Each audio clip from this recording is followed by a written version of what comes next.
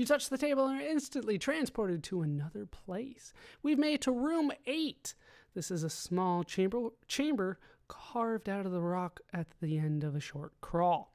On the wall is crudely chiseled the number 8. The only apparent exit, to the east, seems to be a blur, and a loud whirring sound resounds through the rock. A spray can is in the corner. In large type is the legend: for bows, magic grew repellent. Oh, you're damn right, I want that spray can. Use the word spray, take the can. Are you happy? You called it a spray can, not me. Now, I think I can just wait. There we go. Time passes. You suddenly find yourself back in the viewing room. The indicator above the table flickers briefly, then changes to 3. Yeah, you just wait, and it'll take you back. It's kind of a little weird. Once it does change to 3, though, we want to touch the table, and we have been transported to yet another place. This is the damp passage. This is a particularly damp spot, even by dungeon standards. You can see a crossroads to the west, and 2 nearly identical passages lead east and northeast. A stone channel, wide and deep, steeply descends into the room from the south. It is covered with moss and lichen, and is far too slippery to climb. The channel crosses the room, but the opening where it once continued north is now blocked by rubble. There is a great tremor from within the earth. The entire dungeon shakes violently, and loose debris starts to fall from above you. Oh, this doesn't sound good. Drop the torch, and then wait. And now I am back in the viewing room. Hooray. All right, head north, back to the western shore. And they're like, yeah, don't worry about it. We'll figure out why we dropped the torch there later. And now I do need to dive down, take the can. Hey, look, no problem that time. Head up, because I can't do anything from down there. It's just kind of weird sometimes how this has to work. Then I can go south. And now that I have made it here, we're going to go ahead and save again, because I'm scared. I've done 86 moves and only gotten 5 points for it. I want more score, damn it. Unfortunately, that earthquake is going to make things a little complicated for me, but not impossible. So I'm going to continue on. What I do want to do on the southern shore is take the chest. This is going to be the key to getting things done. Even though, well, the game doesn't really think I should. But once I have the chest, I can head south. It is pitch black. You are likely to be eaten by a grue. But I have the repellent, so spray the repellent on me. The spray smells like a mixture of old socks and burning rubber. If I were a grue, I'd sure stay clear. Okay. We'll head south then. There are sinister gurgling noises in the darkness all around you. Apparently there's more than one grue. I don't know what the plural of grue is. It is pitch black. The ground continues to slope upwards away from the lake. You can barely detect a dim light from the east. Well, east sounds good then. And we've made it to the key room. You are between some rock and a dark place. The room is lit dimly from above, revealing a lone dark path sloping down to the west. To one side of the room is a large manhole cover. The light from above seems to be focused in the center of the room, where a single key is lying in the dust. I'll take that key then. Then I'll move the manhole cover. The cover is moved a bit to one side, revealing a small hole leading into darkness. That horrible smell is much less pungent now. I assume they're talking about the repellent I sprayed on myself. All right, we'll head down into the aqueduct. You are in a wide stone channel, part of the water supply system for the Great Underground Empire. The source of water was a waterfall to the south, which has long since dried up. Water flowed along the aqueduct to the north. This region is lit from above, although the source of light is not apparent. All right, this is where things are going to get complicated a bit. I do need to head north here. That'll take us to the high arch, and really this is where things get complicated. You are now on one of the tallest arches of the aqueduct, hundreds of feet above a rocky chasm. The immensity of the aqueduct project is apparent from here. Stone supports rise from the rock floor to form massive arches, which traverse the region from north to south. The water-carrying channel here is wide and deep. To the west and far below, you can make out a balcony which must command a wide view of the aqueduct. The channel ends abruptly to your north, where a supporting pillar has crumbled, casting the arch into the chasm. Because the earthquake happened, we get that last sentence. So, what we need to do is essentially start over, but we can still do it from here. It's not entirely in vain, everything that we have done. What we need to do is put the key and amulet in the chest. Then we need to close the chest. That's a very important part. All right. Then we can jump. Surely this will work out for the best. This was not a very safe place to try jumping. In the movies, your life would be passing in front of your eyes. You have died. You find yourself deep within the earth in a barren prison cell. Outside the iron-barred window, you can see a great fiery pit. Flames leap up and very nearly sear your flesh. After a while, footfalls can be heard in the distance, then closer and closer. The door swings open and in walks an old man. He is dressed simply in a hood and cloak, wearing a few simple jewels, carrying something under one arm, and leaning on a wooden staff. A single key, as if to a massive prison cell, hangs from his belt. He raises the staff toward you, and you hear him speak, as if in a dream. I await you, though your journey be long and full of peril. Go then, and let me not wait long. You feel some great power well up inside you and you fall to the floor. The next moment you are awakening as if from a deep slumber. And we've made it back to the endless stair. There is a lamp here. I'll take it. And this is where things get a little, well, more complicated. We've made it to the endless stair. The problem is that we need to find the chest. And it's kind of random here. All right. So it's going to be right there. Holy crap. It's okay. Normally, I have to explore, try to go to all the different areas, even places I haven't been, looking for the damn chest. But there it is. All right, open chest. Opening the chest reveals a gold amulet and a strange key. I'm going to take the amulet and the key. I'm now wearing the golden amulet. I guess that's something. I am definitely going to drop a save here. Holy crap, I got it in the junction. Now that we got the stuff in the chest back, particularly the amulet and the key, which is everything in the chest, we need to start picking up other stuff. So we can head east. We're still in the junction, remember?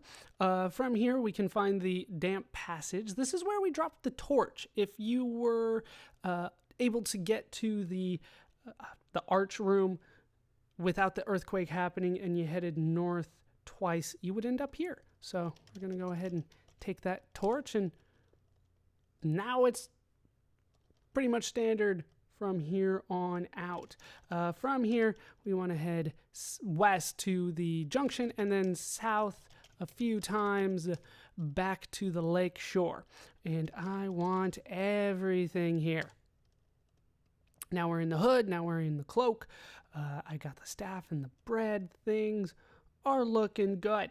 But what I do want to do is drop the chest and the lamp. I'm not going to need those anymore. Now that I have the torch and the chest, well, it has served its purpose. You can also turn off the lamp, but you don't need to. All right, from here we need to head north twice, back to the creepy crawl. Then head east from here to a tight squeeze. This is a very low and narrow passage leading east to west. There is a Frabaz magic brew repellent here. I no longer need that, though. I have the torch. We'll head east again.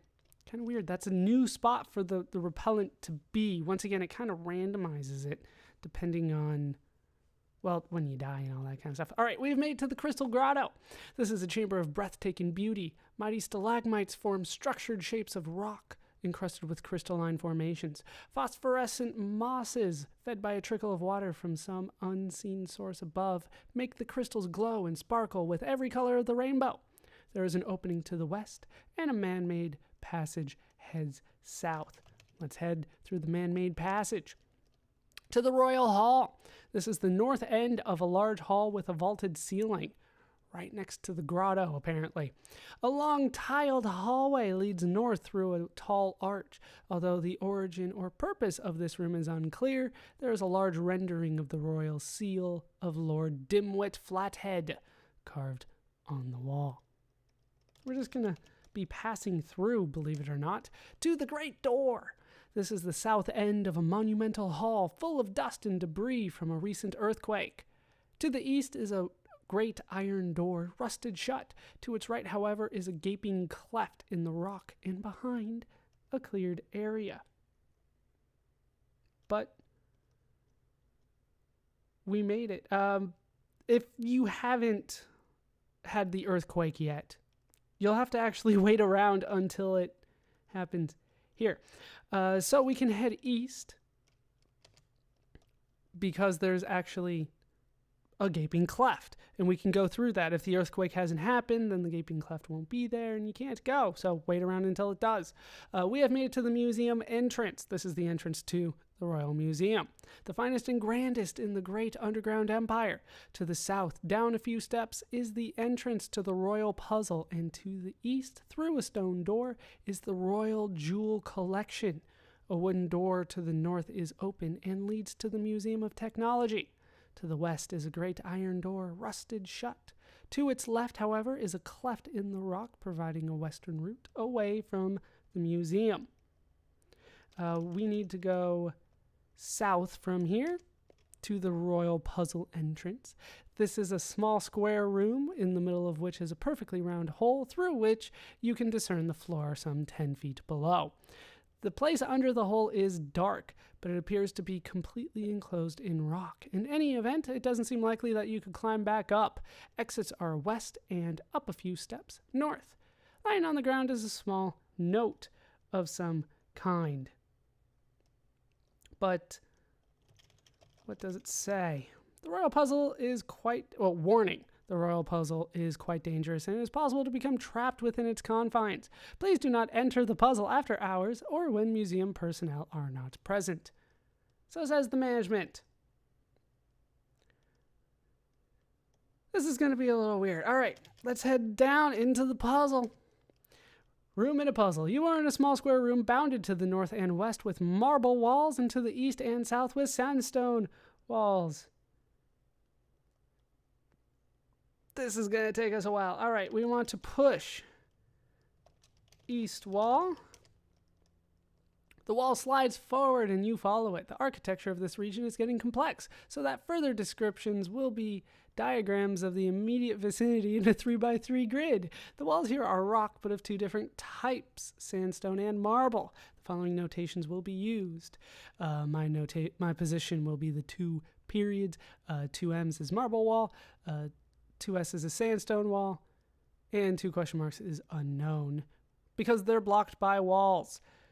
Yeah, this is where, if it wasn't weird enough as it is. Here we go. All right, south. South again. Southeast. This time we need to push the southern wall. The wall slides forward and you follow it to this position. You hear a soft snap from behind the wall you were pushing. Now we need to head north, northeast, and push the southern wall again. Yeah, I don't know how you're supposed to figure this out on your own. I always had a walkthrough for this part. The wall slides forward and you follow it to this position. The center of the floor here is noticeably depressed. Nestled inside the niche is an old and dusty book. Well, I want that book. Can I read the book? The book is written in a strong and elegant hand and is full of strange and wondrous pictures. The text is in a tongue unknown to you and is pinned in many colors. Some of the words seem to change color as you read them. The book itself is very old and the pages dry and brittle. So the answer to that is no. All right, push the south wall from here. The wall slides forward and you follow it to this position. They have kind of given up. All right, east, northeast. Push the west wall. I think I can just put like that, I can. Now we're in this position. Southwest, northwest, northeast. Push the southern wall. The center of the floor here is noticeably depressed. Southwest, push east wall. Northeast, push south wall. Northwest, north, north, north.